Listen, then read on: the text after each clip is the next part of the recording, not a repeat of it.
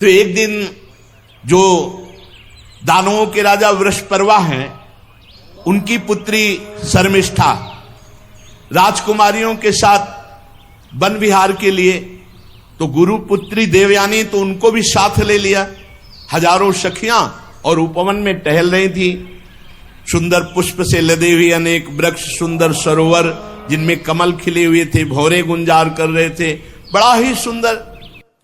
उधर ये सब राजकुमारियां स्नान कर रही थी, सरोवर में खेल रही थी, नवयुवती थी और निर्वस्त्र थी। भगवान गौरी शंकर उस समय वहां से निकले, देवाधिदेव महादेव पार्वती जी, तो सब कन्याएं सकुचा गई और दौड़ पड़ी और अपने अपने वस्त्र, तो शीघ्रता के कारण देवयानी के हाथ में लगा शर्मिष्ठा का वस्त्र, राजकुमारी वृषपर्वा की पुत्री, और वो पहन लिया।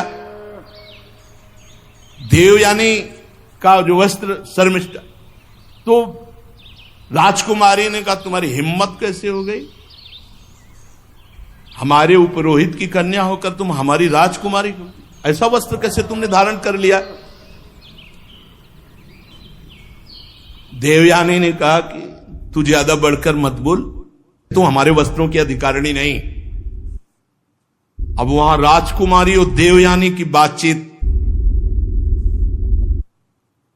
शुक्राचार्य को जानती है तू, तेरे बाप के वो गुरु हैं और तपोबल से पूरी सृष्टि का संचालन कर सकते हैं, परम पुरुष परमात्मा के समान है, वो निरंतर परमात्मा स्थिति में रहते हैं, बड़े बड़े लोकपाल जिनकी वंदना करते हैं, हम उन तपस्वी की पुत्री है।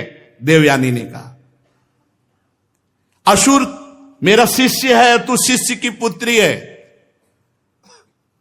हमारे कपड़ों को छोड़। जब देवयानी ने इस तरह, तो शर्मिष्ठा क्रोध से तिलमिला उठी और बहुत कड़ुआ बोलने लगी। शर्मिष्ठा की एक कड़ी बात सुनकर के देवयानी को बहुत क्रोध आया। शर्मिष्ठा ने अपनी राजकुमारियों का आदेश क्या, उठा इस गुरुपुत्री को फेंक दे कुएं में। फेंक दिया गया, वो तो राजकुमारी थी और सब चली गई। इधर महाराज ययाति जंगल में शिकार आदि के लिए, तो प्यास लगी, तो सेवकों ने कहा कि कोई है कुएं पे, तो उनका मैं देखता हूं। तो निर्वस्त्र देवयानी थी, क्योंकि निर्वस्त्र करके फेंकवा दिया था कुएं में। तुरंत ऊपर से वस्त्र डाला और फिर निकालने की, और अपना हाथ दे करके निकाला। देवयानी बहुत ही सकुचित मुद्रा में, ययाति ने कहा देवी केवल मैं आपके निकालने के भाव से आपको निकाला है। उनका वीर शिरोमणे, आज तक मेरा हाथ किसी ने नहीं पकड़ा, आप सुनकर कांप जाएंगे कि मैं कौन हूं। मैं भगवान शुक्राचार्य की पुत्री देवयानी हूं। ऐसा ही हुआ, ययाति के होश उड़ गए, साफ हो जाएगा।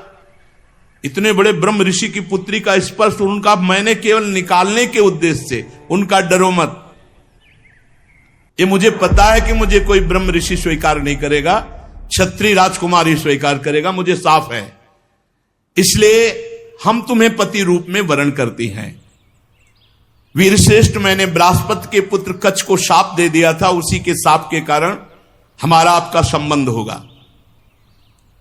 ययाति को शास्त्र प्रतिकूल ये संबंध स्वीकार तो नहीं हुआ, पर उन्होंने जब देखा कि स्वयं देवयानी कह रही हो ऐसा साफ है, और देव सुंदरी देवयानी को देख करके तो मन वैसे भी स्वीकार कर लिया था। ययाति ने कहा यदि भगवान शुक्राचार्य राजी हो तो स्वीकार है। वीर ययाति देवयानी को वहीं छोड़कर चले गए कि जब भगवान शुक्राचार्य जी लेके आएंगे तो हम स्वीकार करेंगे। अब देवयानी रोती हुई शुक्राचार्य जी के पास पहुंची और शर्मिष्ठा ने जो राजकुमारियों से उठवा के कुएं में डाल दिया था वो सारी बात सुनाई। शर्मिष्ठा की बात सुनकर भगवान शुक्राचार्य जी ने कहा अरे मुझे कोई साधारण पुरोहित समझ लिया, इस लड़की ने मुझे साधारण पुरोहित समझ लिया। अरे मैं अपनी इच्छा करूं तो नया देश रच सकता हूं, देवयानी को लिया और कहा ऐसे राजा के यहां से निकल चलो। जब वृषपर्वा को मालूम हुआ कि अगर शुक्राचार्य जी नाराज हो गए तो हमारा अस्तित्व ही नहीं रहा, तो चरणों में आके गिर गए। शुक्राचार्य जी ने वृषपर्वा से कहा कि मैं अपनी पुत्री का अपमान नहीं सह सकता, जिसमें पुत्री राजी हो वही काम करो तो मैं रुक सकता हूं। वृषपर्वा ने कहा जैसी आज्ञा महाराज। देवयानी से पूछा तुम क्या चाहती हो? तो उन्होंने कहा मैं जिसे पति रूप में वर्ण करूं उसकी दासी बनकर तुम्हारी पुत्री आजीवन के लिए समर्पित हो जाए। शर्मिष्ठा को दासी बना करके रखने के लिए वृषपर्वा ने कहा पुत्री अगर तुम नहीं मानती तो पूरा राज्य संकट में हो जाएगा। शर्मिष्ठा ने अपने परिवार वालों को संकट से मुक्त करने के लिए देवयानी की बात स्वीकार कर ली और दासी का वेश धारण करके ययाति महाराज को जब देवयानी दी गई तो शुक्राचार्य जी ने बड़े उत्साह से देवयानी का विवाह राजा ययाति के साथ कर दिया और शर्मिष्ठा दासी के रूप में दी गई। जब ययाति महाराज पाणी ग्रहण किए तो देवयानी ने कहा एक बात ध्यान रखना, ये दासी कभी तुम्हारे नजदीक नहीं दिख, क्योंकि वो राजकुमारी है, वो भी सुंदर है, वृषपर्वा की पुत्री। तो उनका कभी इसको अगर आपके समीप देखा, डरते थे महाराज ययाति देवयानी से क्योंकि शुक्राचार्य जी पावर थे। उन्होंने कहा कि कभी सेज पर नहीं स्वीकार करूंगा। अब एक दिन देवयानी जब पुत्रवती हो गई थी तो शर्मिष्ठा ने महाराज ययाति जब उधर गए हुए थे तो एकांत देश में राजा को पकड़ा और कहा महाराज आप मेरे पति हैं। वह नहीं तुम दासी हो। तो किसकी दासी हूं? देवयानी की ना। तो दासी जिसकी दासी उसका पति भी उसका पति होता है। उसने बड़े राजा की पुत्री थी, बड़ी प्रवीणता से महाराज ययाति को अपने वश में कर लिया। शर्मिष्ठा राजकुमारी थी, महाराज ययाति को अपने अधीन कर लिया। पता नहीं चला देवयानी जी को। देवयानी जी के दो पुत्र हुए, महाराज यदु परम पवित्र, इन्हीं के वंश से यदुवंशी भगवान श्री कृष्णचंद्र जी इन्हीं के वंश में प्रकट हुए, यदु और तुर्वश। और वृषपर्वा की पुत्री शर्मिष्ठा के 3 पुत्र हुए, द्रुहि अनुपुरु। एक दिन देवयानी वन विहार में घूम रही थी तो देखा वन में 3 राजकुमार राज चिन्हों से युक्त। तो उनका चक्रवर्ती सम्राट महाराज ययाति के तो 2 पुत्र हैं और ये राजकुमार जैसे चिन्ह धारण किए हुए पुत्र के नजदीक गए। बोले तुम्हारे पिताश्री कौन है? बोले महाराज चक्रवर्ती सम्राट ययाति। ययाति किसके पुत्र हो तुम? तो कहा मां शर्मिष्ठा के। देवयानी जी तुरंत ययाति के हाजिर हो। ययाति से कहा तुमसे कहा था इसको स्वीकार, हमारे 2 उनके 3। नाराज हो गई देवयानी जी। अब देवयानी जी इतना क्रोधित हो गई कि गुस्सा में भरकर छोड़ दिया और शुक्राचार्य जी के पास पहुंच गई। ययाति जी पीछे पीछे पैर पकड़ना, हाथ जोड़ना, मान जाओ शुक्राचार्य जी के पास मत जाओ, लेकिन उनको अपने जानते थे ससुर जी कुछ न कुछ रच देंगे। अब अनुनय विनय, चरण दबाना, गलती मानना, हाहा खाना कुछ नहीं सुना। देवयानी ने शुक्राचार्य जी के पास पहुंच गई। शुक्राचार्य जी ने कहा क्या हुआ बेटी? बोले इस स्त्री लंपट ने हमारी आज्ञा नहीं पालन की, इसने दासी के गर्भ से 3 पुत्र उत्पन्न किए, हमारे गर्भ से 2 पुत्र, इसलिए इनको दंड दे दो। बोले तुम ही बता दो। तो भाई इनके शरीर में बुढ़ापा आ जाए और स्त्री सहवास योग्य न रहे। अब तुरंत महाराज ययाति, जो ही शुक्राचार्य जी तो ऐसे जल फेंकने की जरूरत थी, अब वो बूढ़े हो गए, किसी काम के नहीं। ययाति ने कहा आप खुश हो, तुमने अपने पैरों में भी तो कुल्हाड़ी मार ली।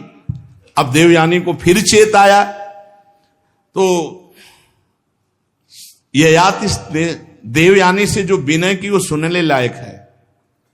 उन्होंने कहा कि मैं विषय भोग करते करते आज तक तृप्त नहीं हुआ और बिना इसकी अनुभूति के, तृप्ति के कोई वैराग्य नहीं धारण करता, इसलिए हम पर कृपा करो। महाराज ययाति देवयानी से। अब देवयानी प्रसन्न हो गई, देखा कि अब तो शुक्राचार्य जी से कहा औषधि दो, कुछ उपाय करो कि बुढ़ापा जाए, जवान हो। फिर तो उनका जो पुत्र अपनी जवानी दे दे उसकी जवानी लेकर के फिर ये गृहस्थ धर्म का प्रयोग करे। अब वो हल तो मिल गया, तो सबसे बड़े पुत्र देवयानी के से संसर्ग जो प्रकट हुए थे महाराज यदु। यदु से कहा कि आप अपनी जवानी हमें दे दीजिए। तो उनका किस काम के लिए, कार्य क्या है? तो उनका मैं अभी भी इस विषय भोगों से तृप्त नहीं हुआ। नहीं, कदापि ऐसा नहीं हो सकता। और मनुष्य जब तक विषय सुख का त्याग नहीं करता, वैराग्य नहीं होता, तब तक उसे तत्व ज्ञान नहीं होता। इसलिए मैं ये स्वीकार नहीं करता। महाराज यदु ने मना कर दिया। तुर्वश, दैहु, अनु जो शर्मिष्ठा के भी पुत्र थे, उनसे भी कहा। उन सब ने कहा नहीं, जैसा हमारे बड़े भाई कहते हैं वैसे हम स्वीकार, हम नहीं जवानी देंगे। पुरु से कहा। पुरु ने कहा पिताश्री आप ही हमारे परम पद हो, बहुत धर्मात्मा पुरुष ही भी। पुत्र का वास्तविक शरीर पिता का ही अधिकार है। ऐसी अवस्था में मांगने की बात कर रहे हो आप? हम आपका उपकार का बदला नहीं चुका सकते। आप हमारे माता पिता हैं, ये शरीर आपका है, ये जवानी आपकी है। मैं आपका बुढ़ापा और इंद्रिय शक्तिहीनता स्वीकार करता हूं, आप हमारी जवानी स्वीकार करें, जैसा चाहें वैसा उपभोग करें। पिता का अगर आज्ञा का पालन न करे तो पुत्र क्या हो, तो पुत्र नहीं है। पुरु ने बड़ा आदर करके पिता का बुढ़ापा स्वीकार किया और इंद्रिय शक्तिहीनता स्वीकार कर ली। महाराज ययाति बहुत अंदर से प्रसन्न हुए कि पुत्र हो तो महाराज पुरु जैसा। 1000 वर्ष अपने पुत्र के यौवन का उपभोग किया। फिर वही तृष्णा वैसे, इसीलिए ये समझने के लिए चरित्र सुनाए जाते हैं। फिर वही तृष्णा वैसे ही, कोई तृप्ति नहीं, फिर वही चाह। महाराज ययाति को भोगों से तृप्ति नहीं, ऊब कर छोड़ना पड़ा। मतलब गजब हो गया इन दुष्ट इंद्रियों का। महाराज जब एक दिन देखा कि मैं इतना नीच हो गया हूं कि अपने पुत्र की जवानी भोग रहा हूं, फिर भी नहीं, अब नहीं। देवयानी से कहा भृगुनंदिनी, पृथ्वी में मेरे समान कोई विषयी होगा? इंद्रियों का गुलाम हो चुका हो, कोई परमार्थ की वृत्ति नहीं रह गई, केवल विषय सेवन, अपने पुत्र की भी जवानी भोग लिया, आज तक कभी तृप्ति नहीं हुई। नहीं, अब नहीं प्रिय, अब नहीं। बस यही बात जिसके जीवन में आ गई, अब लो नशानी अब ना नशइयो, जीत गया। जो इंद्रियों को छूट दे देता वो कितना भी बड़ा विद्वान या बलवान हो, नष्ट हो जाता है। राम कृपा भव निशा सिरानी, जागे पुण्य न रसइयो, अब लो नसानी अब ना नसइयो। बहुत हो गया, अब इंद्रियों का खिलवाड़ नहीं। विषयों का सेवन करते करते हाय हाय मेरे पुत्र की 1000 वर्ष आयु मैंने भोग ली, फिर भी वही भोग लालसा। इस वासना और भोगों की तृष्णा का अंत नहीं। आज मैं परमात्मा को साक्षी करके निश्चित करता हूं कि आज के बाद इन भोगों को स्वीकार नहीं करूंगा। यही जय है, जिसकी समझ में जब आ जाए और निश्चय कर ले, वही जय है। ययाति ने अपनी जो पुत्र की जवानी थी पुरु को लौटा दी, वो बुढ़ापा ले लिया और निश्चिंत होकर भगवान के चिंतन में लग गए। दक्षिण पूर्व दिशा में द्रुहि, दक्षिण में यदु, पश्चिम में तुर्वस, उत्तर में अनु को राज्य देकर अपने सिंहासन पर पुरु को बैठाला और आप सब कुछ त्याग कर वनवास ले लिए। बहुत वर्षों तक घोर तपस्या परायण रह करके आप विचार करो, ये है निश्चय। जब छोड़ दिया तो छोड़ दिया, चल दिया।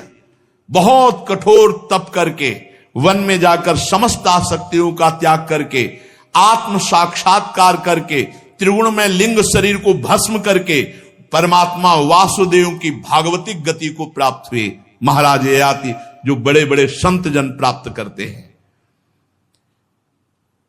स्त्री पुरुष परस्पर मोह के कारण, ये जो आसक्ति के कारण बंधे रहते हैं, इसी से आत्मबोध नहीं हो पाता। ये हंसी खेल नहीं है माया मोह का त्याग करना। स्वजन संबंधियों का जो एक जगह इकट्ठा होना, उनका आकर्षण होना, ये बहुत बड़ा माया का फंदा। इससे अलग होना बहुत कठिन है।